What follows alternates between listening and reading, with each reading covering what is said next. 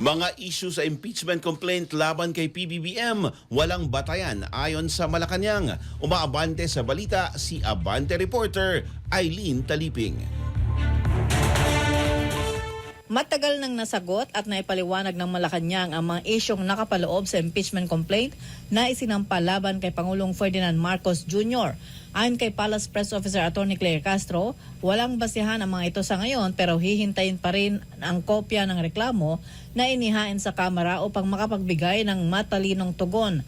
Sinabi ni Castro na kung pag-uusapan ay ang umano'y kidnapping kay dating Pangulong Rodrigo Duterte, ito ay masasabing first case or first impression at wala pang nadedesisyonan patungkol dito.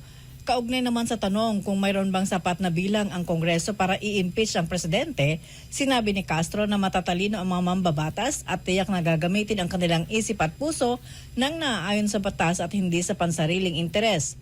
Bukod sa issue ng kidnapping, nakapaloob din sa impeachment complaint laban sa Pangulo ang paggamit umano nito ng illegal na droga, ang hindi pag-veto sa 2025 national budget, na kinabang umano sa mga kickback at ang paglikha ng ICI para protektahan umano ang kanyang mga kaalyado na sangkot sa katiwalian.